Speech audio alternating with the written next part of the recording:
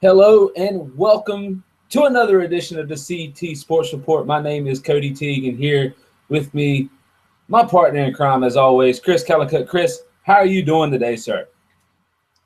Cody, I'm doing fantastic, my friend. A little tired. Been doing a little yard work this afternoon on the new house, so ready to sweat and make things happen in the yard. You know what, man? We got a little Final Four coming up this coming weekend. Absolutely. ACC is everywhere to be found, is all I can say. We got the first ever number 10 seed going in and a huge matchup coming up. Both games really there in Houston, Texas. A lot to look forward to. We'll touch on it, make our predictions, and, talk about stuff that we like. Yep, and look forward to a little Wrestlemania week. Kind of a preview per se from yours truly on the wrestling side of things. But before we get to our main part of the show, we'll get to some Pop Tops. All right, here we go. Oh, love that song. Oh, beautiful. Love it. Beautiful. We got, just to let you know, just to let you know, tomorrow is the start of North Carolina Beer Month. So we are drinking a little Catawba Brewing today, King Winter Bolt, their winter seasonal that I was able to find for dirt cheap. So enjoy, guys. And as always, the Pop Top segment brought to you by 2H Brewing, Mr. Cody, his lovely fiance Leslie, and their good friend Phil. Their little homebrew station, so making lots of good stuff right there in the old abode. Absolutely. Well, Chris, go ahead. What's the first thing you got to start off with us with the Pop Topics? Well, we're going to start off with a little NASCAR news that you gave to me just a few minutes ago. I was actually unaware of this, but Dale Earnhardt Jr. has apparently told everyone that he's going to donate his brain to science once he passes.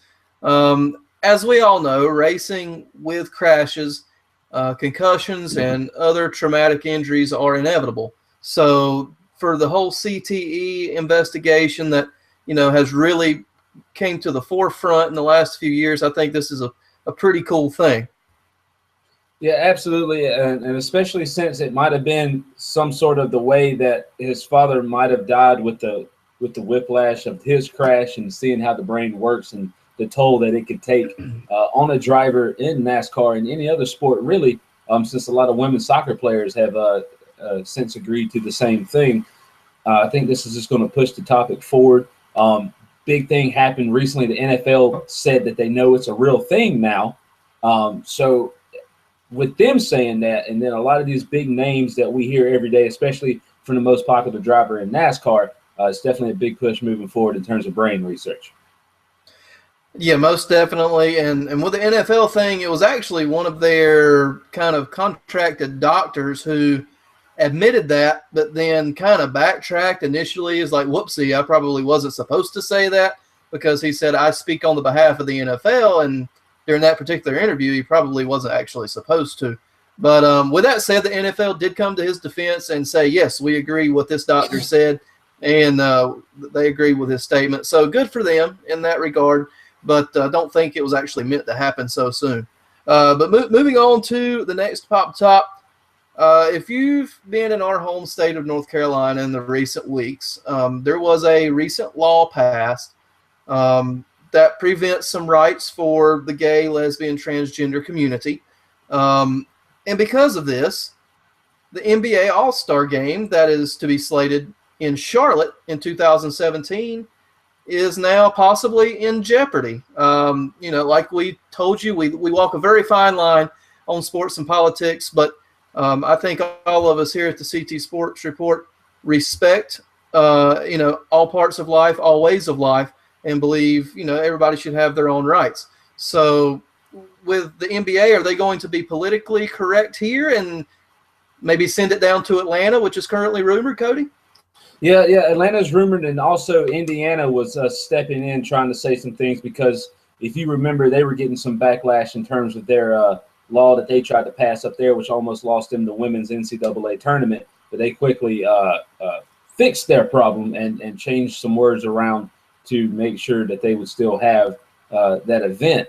It all depends. The NBA has not came out and said anything except that they're watching the situation. along with the NCAA, being slated to have opening rounds in Greensboro next year and Charlotte the next, in terms of possibly losing those spots as well, all because of the law that was passed, H2 or 2A, I can't remember, or HB2, I forget the exact wording of it, but the quote-unquote bathroom law that was passed in the state that they're keeping a close eye on. I mean, outside of sports, 2 states have already banned some of their people from working in North Carolina. I think it's just going to become widespread the more this goes, resulting in a huge loss in income for the state of North Carolina. Right, and that's the take I was actually going to go with there is they might be backtracking and rewording some things once they find out exactly how much money it will lose for the state and for the general economy and the local economies that these events will be held in. I mean, you got to look at the stadium in Charlotte holds 20 plus. Greensboro Coliseum holds around 18,000. That's a lot of people that can stay in hotels and eat at your restaurants and buy merch at the stadium. So you got to take that into consideration as well. So we'll keep a close eye on that. Personally, the NBA All-Star Game, more so the All-Star Saturday night, has been on my bucket list. So I was actually looking at going to this. So in a selfish standpoint, I hope it stays around no matter what the decision is brought down for the law. But it was good to see the NBA All-Star Game possibly come to a smaller market like Charlotte. All right, moving on, a little football.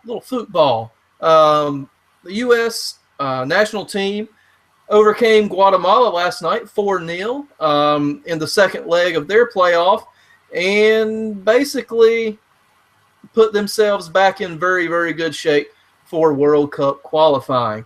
I know Cody said he did not get a chance to do much except look at the highlights, but what did you think of what you saw from the Nats there? Well, I mean, in terms of their first leg that they played, they kept it close, which is what you always need to do on the away leg, and then come in and dominate it in your home leg, which is definitely what you're supposed to do. I believe players are in the right spot now, which was what everyone was talking, getting on the Jurgen about. So this does give me hope that we'll at least get to Russia now, because I know we were feeling a lot better about the Olympics than we were Russia, and now that has since flip-flopped in terms of our older talent finally decided to show up, and our younger talent kind of let us down in the next game, Chris. That's correct. In regards to the positioning that you were talking about, Kyle Beckerman being back in his home position more or less behind the likes of Michael Bradley and Clint Dempsey, I think made that front line a little bit more comfortable, and Josie even got in on the action as well, Josie Altidore. But moving on to the U23s for the Baby Nats, as the American Outlaws call them, for the Olympic trials, not really trials, but Olympic qualifying, they actually lost to Colombia. Now, there was a few different scenarios here. If they went to a 0-0 draw, I think the U.S. had it on an away goal advantage. If they went to a 1-1 draw, it went to extra time.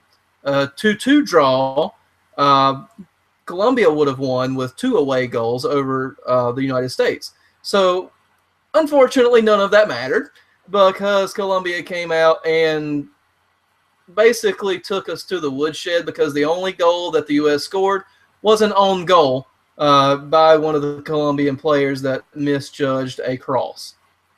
Yeah, absolutely. So I guess the only hope we'll have is the women's U.S. soccer team in terms of anything football coming out of Rio. I mean, not that people would want to go anyway because the water's contaminated and the government is corrupt, and I don't know if the Olympics are going to happen anyway without something bad happening. But, that's neither here nor there. We definitely have a bright future in U.S. soccer with what we have going on and people wanting to stay and play in the States, like Jordan Morris, who decided to sign in his hometown in Seattle, of course. So we have more of that happening. Tim Howard's coming back. That'll be very influential. Coming forward with raising local talent. So it'll definitely be fun to see how the U.S. soccer moves forward.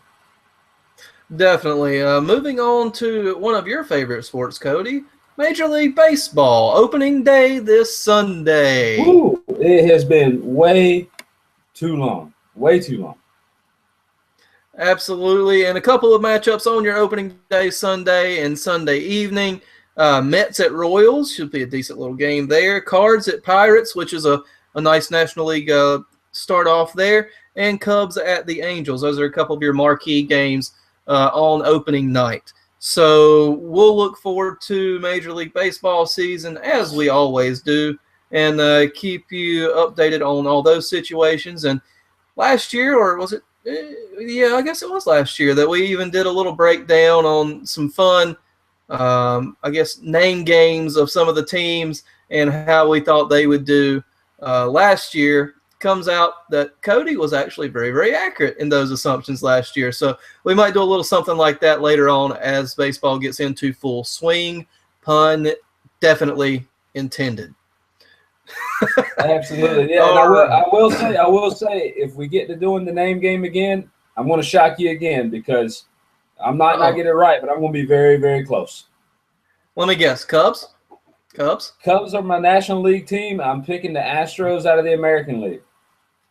Wow, an old National League Central rivalry there. That's fun. Unless the Astros were in the West. I can't remember. I thought they were in the Central. Could be wrong. They were in the Central, and then when they switched over to the AL, they went to the AL West to make everybody have 5 or 6 teams or whatever it is. Gotcha. All right, well, let's get to the main point of what we're here for in the last couple weeks. That's the NCAA tournament. I'm not going to infringe on any copyrights. We'll call it March Mayhem for good measure. So, looking back to the Sweet 16, not a ton of huge surprises per se in that round. Our 2 ACC teams that did not make the cut in the Sweet 16 were Duke and Miami, both of which were handled fairly easily by Oregon and Villanova, respectively. So, we got the left side of the bracket cleared out of ACC teams, but my goodness, we still have the right side, doggone it. Absolutely, yeah. After the Sweet 16 was over, it was at least 100% a fact that we would have an ACC team in the national championship game. That came down to North Carolina, Notre Dame, Virginia, and Syracuse, wrapping out your bottom half of the bracket if you're looking at it on an app or something on your phone. But that's what it came down to, just to show that Pac-12, you might have been picked first at the beginning of the year to be the best league, but no one watches you. You're on the West Coast. And, I mean, I even have it right here. I mean, ACC is still tournament town in Greensboro, no matter what you say. Right. That's right. And even Syracuse, who should have not got in, and I still do not stray away from that, they should have not got in. First ever 10 seed in the Final Four. I mean, Jim Boeheim said it was the proudest moment in terms of him coaching, getting this set of guys, a team that shouldn't have been there, to the Final Four. And Jim Boeheim, a very, very respected coach. I mean, he did it. He did it with a group of kids that 1 or 2 star players that at least we know the names of, and there he is. He's making his presence felt now in the ACC. Yeah, absolutely. Just running down the Sweet 16 matchups real quick. Kansas over Maryland, not a ton of drama there. Villanova handily over Miami. Oregon over Duke, which stayed close for a little while. Duke just did not have the firepower for the Ducks that evening. And Oklahoma over Texas A&M. That's on your left side of the bracket. Going to the right side, North Carolina very handily over Indiana, somewhat surprisingly for me. Notre Dame over Wisconsin in a last-minute thriller. Virginia over Iowa State pretty handily. And Syracuse over Gonzaga. Yeah, absolutely. And just moving on straight into the Elite Eight, this is where things, in terms of our predictions, were probably going to get messed up, and messed up they did. Villanova, not necessarily an upset, but they did beat a very, very heavily picked team to win the national championship in Kansas. I mean, Nova, they came out, they performed, they had a great game. There's not much you can say. Nova came to play that, and Kansas did not. I mean, looking at the stats, we're just going down here, and eventually this got to who wanted it more, because, I mean, at least with Villanova, Villanova, let me see here, just to make sure I'm telling you the right thing in terms of turnovers here. Villanova won the game off of turnovers. Villanova had 9, Kansas 16. When you almost double the amount of turnovers and how things are performing out in the game, it's proven this whole tournament turnovers is going to lose you the game, no matter how big of a small team you are. And that's what won it for Nova. Yeah, definitely. Efficiency, I guess, would be the word for this tournament. And, that's general in basketball anyway, but especially when it comes down to a one-game situation like this, if you're not efficient, you're not going to advance. And, 9 times out of 10. You might have a crazy team that has 18 or 20 turnovers, but on the flip side, they might score 85, 90 points per game. But that's really the only exception to the rule, per se. Going down to the next matchup, Oregon and Oklahoma. Oklahoma, as yours truly predicted, has made the Final Four, and my bracket is very, very happy about that. They handled the Ducks on that evening. Yeah, only one thing to say about that game. His name is Buddy Hield. The dude Absolutely. is a stud. He is fun to watch. If you can, watch the game. I believe their game is the first game Saturday. Watch it. Mm-hmm. The dude is fun to watch, and he definitely puts on a good show.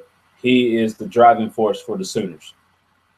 Yep. And in that one, it was said that overheard in the huddle that Buddy Hield told his coach, "Hey, coach, just let me go to work," and that he did.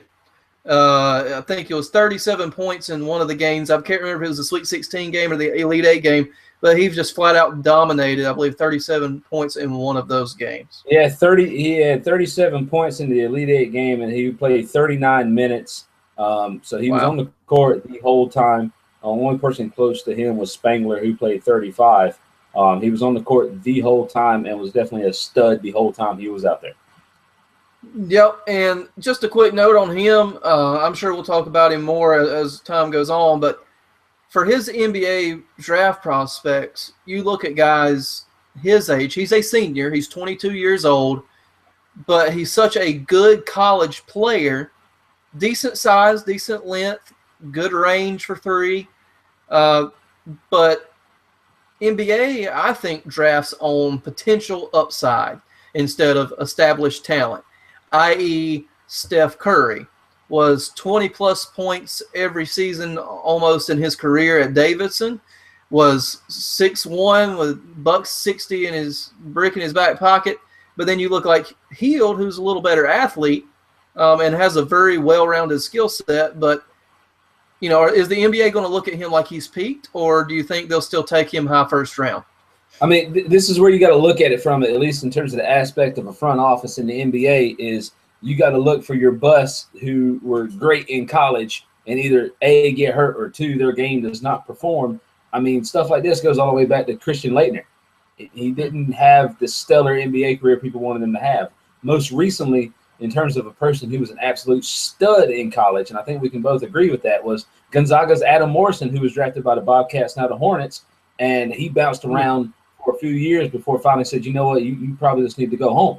So, I mean, that's the risk you're taking with these older players. We'll touch on it too. Bryce Johnson's going to have that same thing, 22, 23-year-old going into the NBA, to where Brandon Ingram coming out of Duke, he's 18, 19 years old. He has potential and room to grow, and a team can mold him into what they want to be.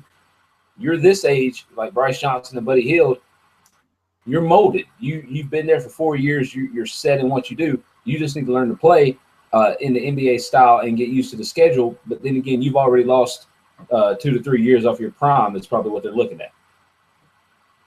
Yeah, and continuing into North Carolina, Notre Dame, quick note on Bryce Johnson, as well as Virginia's Malcolm Brogdon, named first team All-Americans this week. So congratulations to those guys representing the ACC as well.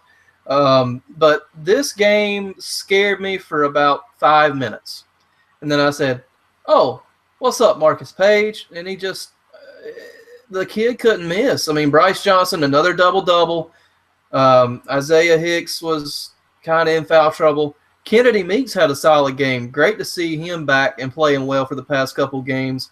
And then Joel Berry at the other guard also playing fairly consistently. So UNC looking like the potential favorite going into the Final Four.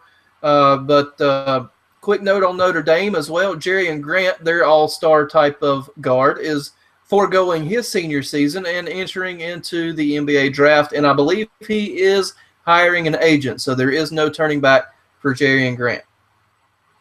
Absolutely. And then I guess my big thing that I would like to touch on is from this game, Zach August, the center for Notre Dame. You can't miss him due to his bright hair color / mohawk that he has going on.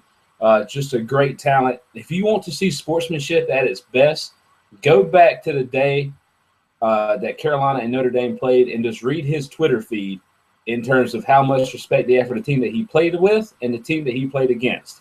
That, my friend, is a full-grown adult who is ready to go to the next level. Yep, and my goodness, I realized a mistake as soon as I said his name. Is Jerrion Grant went out last year. My bad. It was Demetrius Jackson that came out this year. Demetrius Jackson, who was also a top-level ACC performer and lit up Carolina during that game. And but yeah, Tar Heels move on to the Final Four, number 19 in their program's history, the most all time. So we'll see how that goes. So. Absolutely. And real quick, just a stat that I wanted to touch on, and this has been the Tar Heels, how you say their biggest strength the whole year. If they couldn't do this, they'd never win a game. Out-rebounded Notre Dame 32-15. That's a lot. And offensive rebound has been the major force for North Carolina this year. If they can crash the boards against Syracuse, which is feasible. Syracuse has some decent big men, mostly defensive-minded. But moving on to that UVA-Syracuse game, UVA had, I believe, a 16-point lead in the final 10 to 12 minutes. And then Jim Boeheim said, I fully own this 2-3 zone that we do 39 and a half minutes out of the 40-minute game. Let's go to a press. And Virginia was not expecting it and did not have the ball handling to get out of it. Lots of turnovers, uncharacteristic turnovers for the Wahoos in that one. Absolutely. 13 turnovers for Virginia. 11 of those were straight steals in terms of the stat book. That right there tells you how much the boys in orange, well, I guess they're both wearing orange, but the Orangemen wanted to win the game. Again, I guess my thing is that I'm so happy for Boeheim with everything that has happened that's overriding anything that the players just did because, I mean, of course, they're doing it for them. They're doing it for themselves. But this is really good for a Syracuse program that was pretty much in shambles for the past 2 or 3 years trying to figure everything out. Yeah, late in the game, while they were doing the press, I mean, the basket just looked like a doggone bathtub. Because they just started draining threes everywhere. I mean, you can make up a deficit pretty quickly if you can hit the three ball. And that's what they did with their guards. Their star guard right now, Duke transfer, played a year at Duke, Michael Benajay, fantastic player, senior at Syracuse this year. But that rounds up your Elite Eight, and we'll come back to the Final Four in just a moment and give you our predictions for the rest of the tournament. But next, we're going to move to a little squared circle action, ladies and gentlemen. WrestleMania week is upon us, wrestling WWE's biggest week of the year. Usually, I guess it still is. Coming from myself being what they would call the quote-unquote smart fan, this build-up has been lackluster at best. Now, Cody, have you been able to get to watch it all at all here lately, bud? I mean, mostly from what I'm seeing, I'm having to read online, but it's from what I'm reading, it is a lackluster card, and they're pulling stuff out of their bunghole to try to make this a show worth watching because a lot of their good people have either A, had to quit wrestling because they're injured, or B, they're injured right now and cannot physically perform at WrestleMania 32. Am I right on that? You are absolutely correct, Cody. You have the likes of Daniel Bryan, who just announced his in-ring retirement a couple weeks ago, and stars like John Cena, Randy Orton, Cesaro, Seth Rollins, all champions in their own right, and Orton and Cena, staples of the WWE for the past 10, 15 years, all who are injured and off the card. So we'll just go through the whole week real quick. Friday night is what I'm actually looking forward to the most. I'm a big NXT fan. NXT Takeover Dallas, of course, WrestleMania being in Dallas Cowboys AT&T Stadium in Jerry Land. They hope to sell over 100,000 tickets. Last I heard, it's still somewhere in the 85,000 range, which all in all is not quite going to break their attendance record, but 85,000 fans with this type of card is nothing to sneeze at. So kudos to that. Hey, do you know who holds the record for the most fans at AT&T Stadium? I'm actually not sure. Enlighten me. George Strait. Okay, that makes sense. George Strait sold that place out over 100,000 with the floor being open, and it was just a one-man show. I'm just saying, they're not even going to come close to that, and they have the same size stage that he was on. Yep, I mean, the king of country knows all, sells all, and 50-something number one hits. He can sell out anywhere he goes. That's one of my favorite concerts I've ever been to, and I'm not even a huge country fan, but by golly, George Strait is the man, so you can't not go to something like that. But on Friday, you have NXT TakeOver Dallas taking place from one of the smaller venues in the area that holds about 15,000 fans. They've already sold it out the first week the tickets went on sale. And a couple of highlights of this one, Sami Zayn, who just got called up to the main roster, is taking on brand new signee and world-renowned New Japan star Shinsuke Nakamura, who, like I said, just signed with WWE. Probably not going to stay in NXT very long, considering his star power all over the world.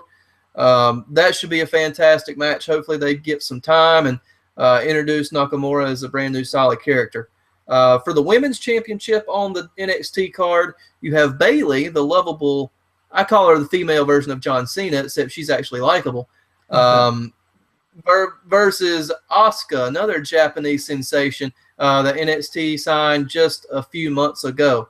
She is, speaking of Asuka here, one of the flat-out best in-ring performers of a female I have ever seen. She works stiff, as they call it. Her punches, by golly, they connect. There is no faking in this one. So that will be definitely fun to watch. And then Bayley, like I said, the lovable type of character who's a really good worker in the ring. Whenever she gets called to the main roster, either she'll be a complete success and everybody will love her because she connects with the kids and the families. And also, she could be a potential bust if nobody attaches to her at all. So we'll see how that goes in the coming months ahead. My prediction on that one, she drops the title to Asuka. And we continue the new reign of NXT, and Bayley heads up to the main roster sooner rather than later. And for your NXT championship, the Demon, Finn Balor, versus Samoa Joe, another recent signing. So NXT getting all these former TNA Ring of Honor guys who really were underappreciated in their roles in their former companies, coming to the hottest product in wrestling, being NXT.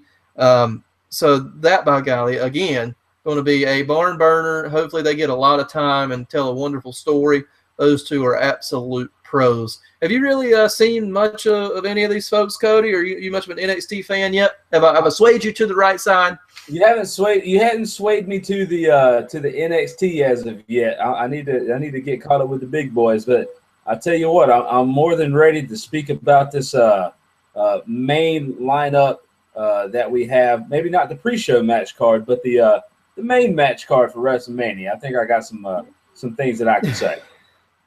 Yeah, on that one, I'm going to touch on what I'm thinking are the four more important matches on that card. But first, Saturday night, the WWE, as always, has their Hall of Fame ceremony.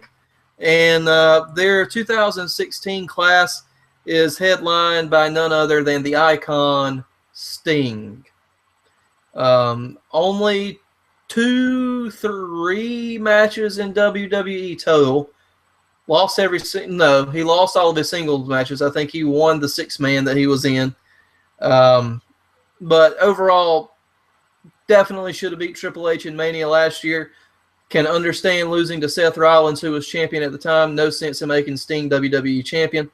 But I'm glad that WWE is recognizing Sting's achievement, because you go back to the old NWA days, the WCW days. He was one of my absolute most favorite wrestlers of all time, and has accomplished a lot everywhere that he has went. So congratulations to him. And I know you even grew up a little bit on Sting, didn't you? Yeah, I did. I actually first started watching Sting when I was 4 or 5, when he was still wearing the bright colors in the WCW. My first experience with Sting was Bash at the Beach, 1995. Is when they were in Florida. You have a bunch of people in very high-waisted bikinis, and he was taking on Vader, and I believe Vader is another inductee this year as of well. So at least from my childhood, making the connection, that's pretty cool. Yeah, Vader was actually rumored, but is not on the card. So I guess he got the old postponement, as did JBL. They thought JBL was going to get inducted this year as well, but was not meant to be. A couple of other factions and wrestlers on the Hall of Fame ceremony. The Fabulous Freebirds, the original 3-man tag team. That's the reason they've got the Freebird rule with the current tag team champions, the New Day, where any of those 3 guys can protect the title in any given match. So, congratulations to them. A very, very big staple in Texas wrestling back in the day with the Von Erich family. They had, multiple huge matches with those guys. The Godfather, the Pimp Master himself. Bring on, in my French, him and his hoe train is going to get into the Hall of Fame. Hoe train. That's one of those borderline guys, man. He was versatile as all get out during his career. He played a couple of different characters, was a really good hand in the ring, so didn't really win very much as far as championships. So he's one of those guys that I would say, should he be there? Maybe. But if they're going to induct 6 or 7 people every year, you kind of have to start getting these marginal Hall of Famers in there. The next one is a diva, Miss Jacqueline Moore, Miss Jackie, one of the first African-American females on the scene, and hit harder than most of the guys. One of the better wrestlers, did a lot of good work with Trish Stratus when she first came up into wrestling scene. So I think this is one of those that is fairly well-deserved. She actually won the Cruiserweight Championship as a female, so that's a cool little note about Miss Jackie. Big Boss Man is your next inductee. Again, a big guy that was extremely athletic, played a lot of different characters. So congratulations to, unfortunately, the dearly departed Big Boss Man. Stan Hansen, one of the original Cowboys back in the 70s and 80s, one of the original tough guys. JBL, the aforementioned, modeled his character quite a bit after him, especially in the early days. Big clothesline, just big, powerful guy. And your celebrity inductee. Now, a little bit of trivia for you. A little bit of trivia. There's one. Hold on. Work with me here. There's one diva in the title match, Sasha Banks, who is related to this person. Any idea who this person might be? I mean, I know who it is. I looked it up, but go ahead. Just go ahead. Well, ladies and gentlemen, D-O-double-G, Snoop Dogg, is going into the WWE Hall of Fame. I mean, that's all I can say. I mean, you can just look at me right now. I'm done. The rumor was Regis Philbin. So why they didn't put him in over Snoop Dogg, because Regis is like 107 years old, I don't know. But, Snoop Dogg is actually probably going to supply the recreationals for WrestleMania. I would assume that's why they got him in the Hall of Fame. I don't know. But, yeah, that's your Hall of Fame class of 2016, which leads us to the main card on Sunday evening. And boys and girls, get ready to be tired of wrestling after this event, because it's going to be 6 hours of nonstop, counting the pre and post show, 7 hours of nonstop coverage. Plus, as we talked about last year, Jonathan Coachman and the WWE crew are actually going to have a set inside Jerryland to cover WrestleMania. You mean ESPN? ESPN. Yeah, sorry. Yeah. ESPN. Who did I say? I don't even have a clue. You said WWE. My bad. So Coachman and ESPN are going to have a set right there on SportsCenter inside AT&T Stadium covering this event. Again, big cross-marketing potential here. Coach does a segment every week with a WWE star on SportsCenter, like the 9 p.m. one, the one nobody watches. But again, cross-promotion nonetheless. But the pre-show starts at 5 p.m., 2 p.m., 3 p.m. Dallas time. Not even going to touch on that. You'll have a lot of different things. There's going to be a couple of pre-show matches. 1 hour will be on the USA Network for the very first time, and the other is going to be a WWE Network exclusive hour. But your main card begins at 7 p.m. Eastern time here on the East Coast. And I'll go to what I think is in order of importance on this card from not worst. I'm going to go from fourth all the way to the top. And this not necessarily in importance of what I think will be the best match, but what I think will move the company forward in what they need to do. First of all, the Divas Triple Threat match. Your champion is Charlotte, along with Ric Flair, against Sasha Banks, the rising star, and Becky Lynch, who is the lovable babyface who can work her behind off in the ring. These three had many, many fantastic matches on NXT. That's where they cut most of their teeth at. And if they give them some time, this match will potentially be one of the top, I'm going to say top 2 or 3 wrestling matches on the show, but I think will cement women's wrestling and at least kind of take that tag of diva off of it a little bit. Yeah, I did read a rumor that they are in the process of possibly updating the actual belt, the title, I guess you could say, for this. That way they can remove that label and make it more along the lines of the sport instead of making it a spectacle for Jerry the King Lawler and other men around. Yeah, definitely.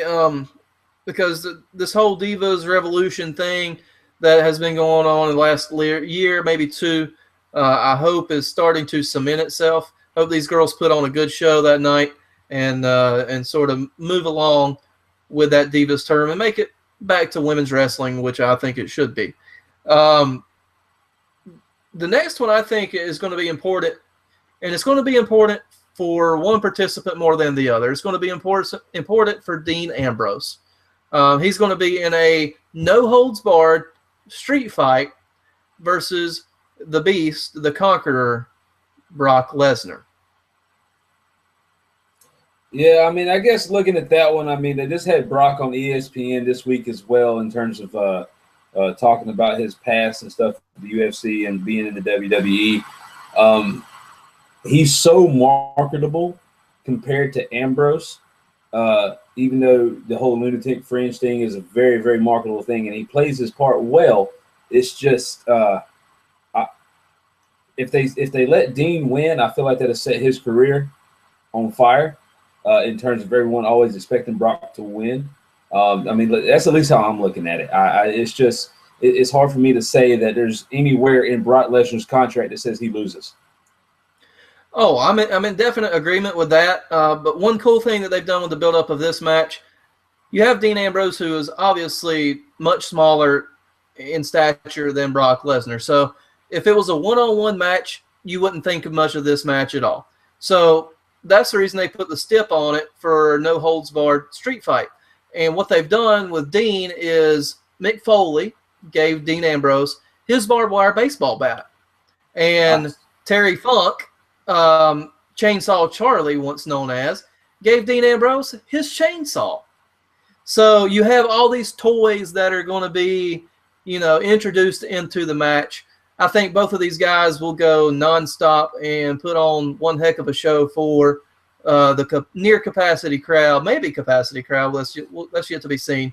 But I think this match is very important for Ambrose to at least put on a strong showing, even if they do not let him win. Yeah, and that's my thing. I just want to say, I just don't think Brock's been that great of a performer since he's came back for his second tenure here. So I honestly believe they're leaving this up to Ambrose to carry this match to make it worth watching. Yeah, and then you always have Paul Heyman at the side, who I'm sure will get involved in one form or fashion. Paul Heyman, one of the great talkers in the WWE, but has been a little bit stagnant lately because they go out there and cut the same promo every single week. So it's normally Brock shows up, kind of smirks at what Paul says, beats people up, leaves. I mean, it's kind of, set it and repeat, kind of like deal like there. But moving on, and to me, this is not the most important match on the card, even though it will probably be your main event. And that's Triple H versus Roman Reigns. Any initial thoughts on that before I put the old analyst spin on it, Cody? Yeah, I mean, I have it here, at least in what I'm reading. I won't leak my source. Very reliable, nonetheless. But I do have that being the main event, at least from what I'm reading here. I mean, it's not going to be good for Roman Reigns. I think he got too big too fast. He's going to lose this, and he's going to end up going back towards the bottom of the totem pole, if you ask me, in terms of everything that's going on.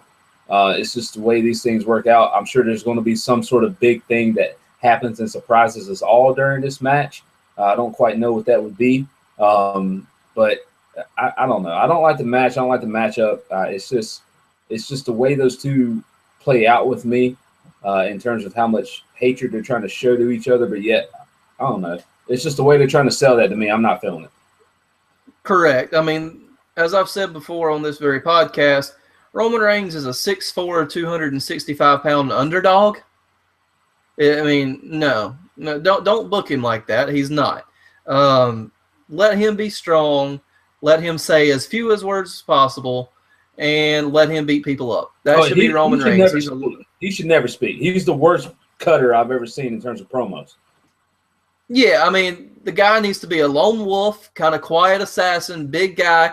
If you really want to go to a comparison, he should almost kind of be like Randy Orton. He's the good-looking dude who can wrestle and beat people up, but he's not really a full face. He's not really a full heel. He's kind of that tweener area, and that, to me, that's where Roman Reigns should be, because right now, that's the kind of reaction he's getting. The guys like us who watch the product and can see right through it most of the time don't agree with him being pushed down our throats. But then you have the female population who adores him like crazy, of course.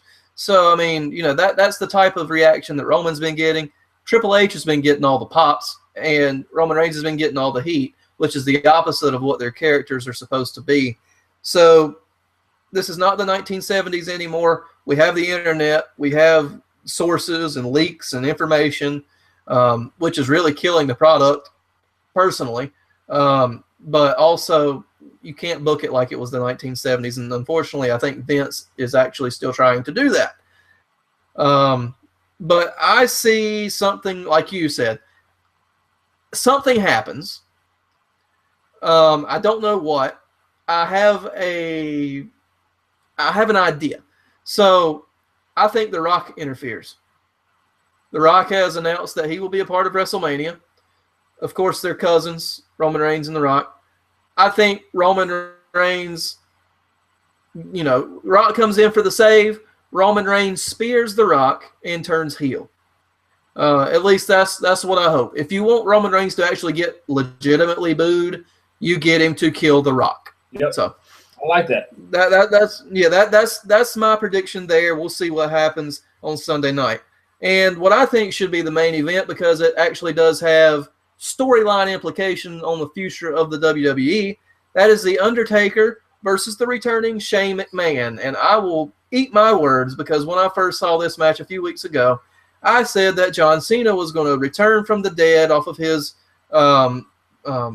injury and recover, like at warp speed like he typically does.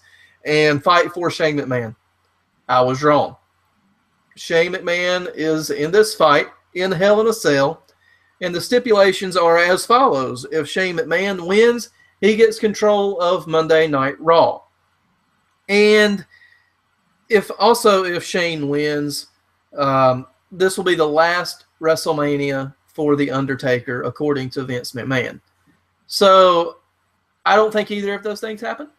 I think for much needed change in the WWE, you've got to have Shane win, because the initial night that he came back, he said, well, the product stinks. You stink. This is why you stink.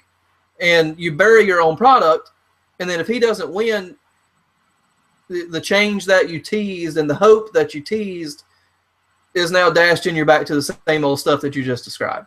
So why you would kill yourself in the writing of the promo and then still have that same result, don't know. But I'm sure there'll be, again, some sort of influx here. I can't say that this is going to be a clean finish. No, I think this is going to be not one of your fun matches to watch. You'll pretty much have Undertaker controlling everything with Shane O'Mac coming in and doing some of his stuff that he usually does in terms of shocking people, because he had a huge shock factor when he was doing a lot of his wrestling stuff in his Shane O'Mac jersey. But I will say at least this match is going to be I think a little bit different from you. I do believe Shane is going to win this match, whether someone comes in and interferes or something like that. And because we got to get Undertaker out at some point. I mean, the man's been doing it forever. I think this is this will be his swan song finally. But I see Shane winning this. I don't know who interferes or how it goes, but that's my prediction. Yeah, I mean, I'm with you. I hope that happens. I'm not sure that it will.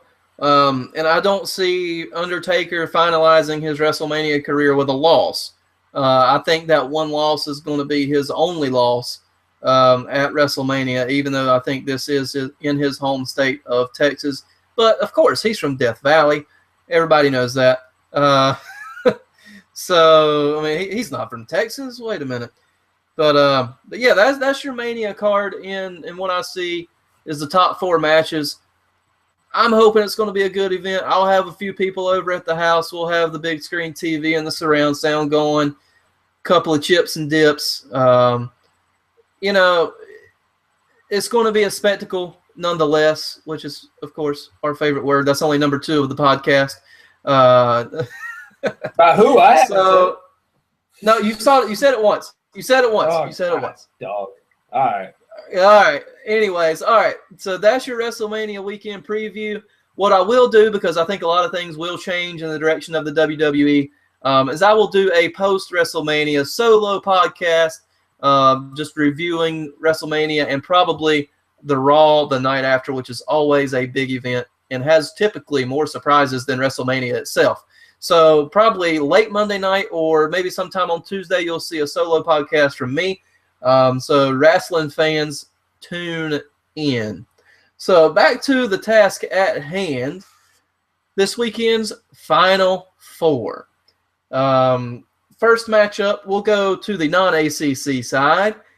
Villanova Wildcats versus the Oklahoma Sooners. Who you got, Mr. Teague? Oklahoma by 10, man. Oklahoma is going to win this game. I love Buddy. Buddy is the man.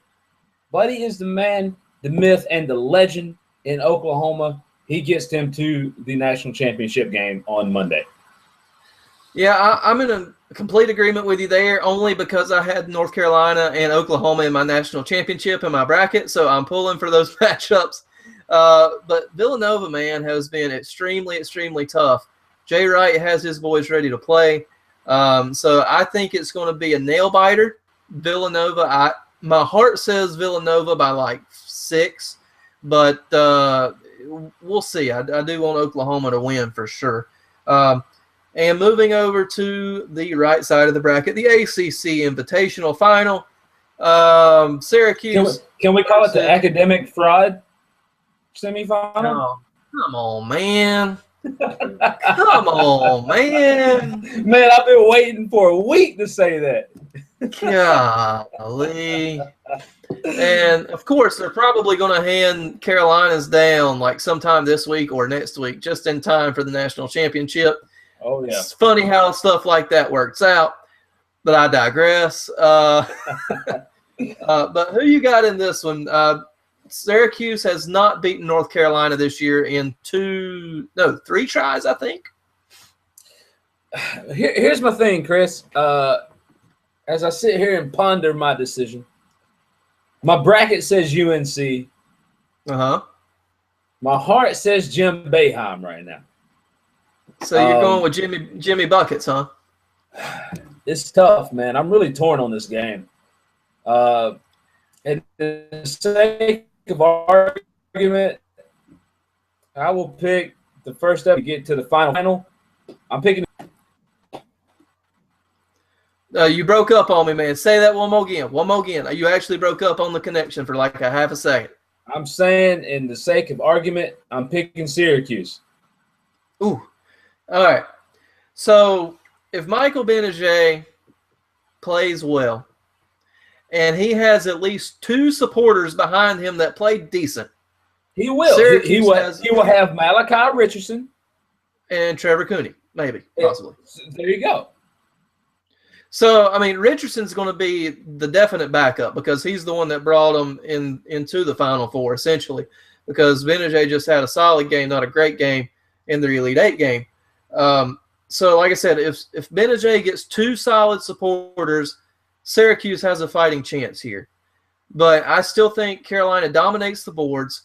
They have to feed the ball inside consistently. They have to beat the zone with – zone 101, you have to beat it in the middle and on the short corners. You have Justin Jackson and Kennedy Meeks or Isaiah Hicks on the short corner.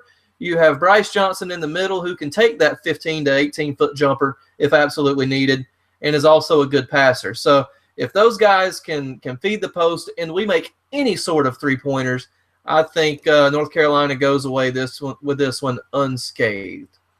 I will say, in terms of this game will go as Marcus Page goes. That is my bold prediction. If he shows up, Carolina wins hands down by 20, 30 points. I'll say that. If he does not show up and Malachi Richardson can handle the boards as I believe he can, Syracuse will win this game and go to the national championship. All right. So I know we have some, discerning opinions here, but who do you have out of these 4 winning the national championship? In terms of my bracket, I had Carolina. Carolina is the best team on paper and has the most collective talent out of all these teams. In terms of heart and desire, it's Syracuse. They have more heart and desire than any team. In terms of Oklahoma, they got Buddy. You don't need anything else but Buddy. And my 4th team in terms of all those would be Villanova. I mean, they've been a great team and a steady team, but you're just not going to get a team nowadays coming out of the Big East. I just don't see that happening. So I guess if I had to pick, for the sake of argument, I'd love to see Syracuse win the national championship. Whoever wins the Syracuse-North Carolina game wins the championship. That's all I'll say. Okay, I'll somewhat agree with you there. Here's my rankings 1 to 4 since you sort of put them there. I've got Carolina 1, Oklahoma 2, Nova 3. I think Oklahoma Nova is a flip-flop there, and Syracuse definitely, in seeding wise, is the definite number 4, but you wouldn't know it at this point with Coach Boeheim bringing up the orange as they have this tournament. So I've got Carolina and Oklahoma in the final, as I said, and I've got Carolina winning 76-68 in the national championship game on Monday night. And doggone it, if Carolina is in the national championship game and the post-Mania Raw is on, your boy is going to be using some picture-in-picture. Yeah, I guess I'll be watching Carolina because if they make it to the national championship, there's no way my wonderful fiance will let me watch anything. So are you going to be able to watch it since it's on our good friends at TBS?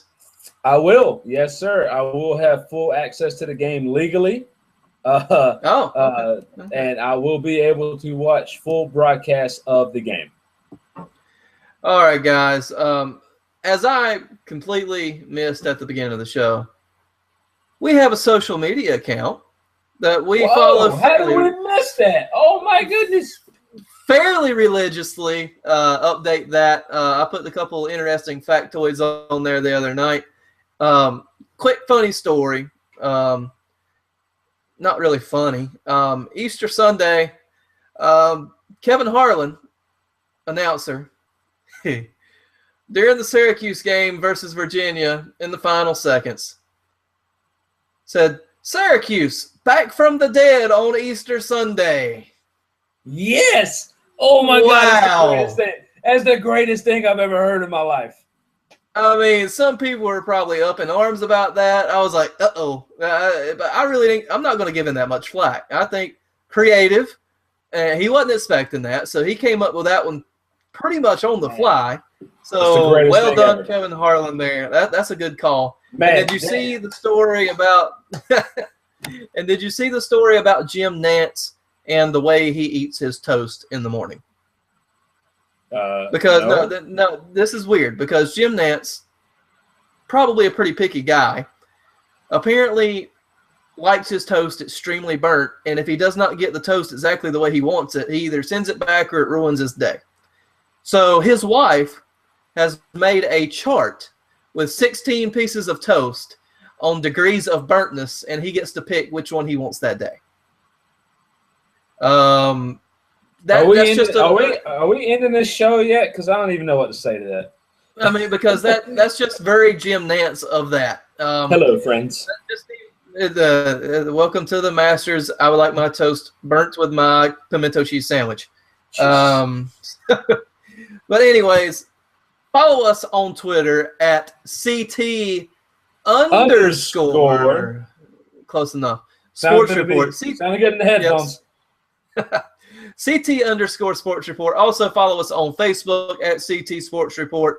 I'll probably be maybe dabbling into the written mediums as well post WrestleMania, do a little blog work. And I'll also be sending in a report from NXT Live here locally in Concord on April 7th.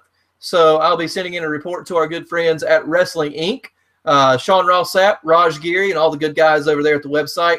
If you ever need any wrestling news, those guys are the way to go, WrestlingInc.com.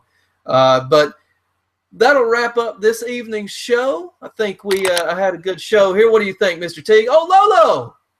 I know Lolo has made an appearance. I think we had a great show. I mean, we just love talking sports and everything that we love to do here. So we thank you for joining us. And just be ready. Easy, killer. Just be ready next week as we're here to talk about the wrap-up from WrestleMania and the Final Four. It is going to be a fantastic and huge next show. Make sure you tune in. Most definitely. Ladies and gentlemen, this has been the CT Sports Report. My name is Chris Callicutt. And my name is Cody Teagan. Until next time, y'all have a wonderful, wonderful week. Again, join us for WrestleMania and Final Four wrap-up. We'll see you soon. Thanks so much, guys.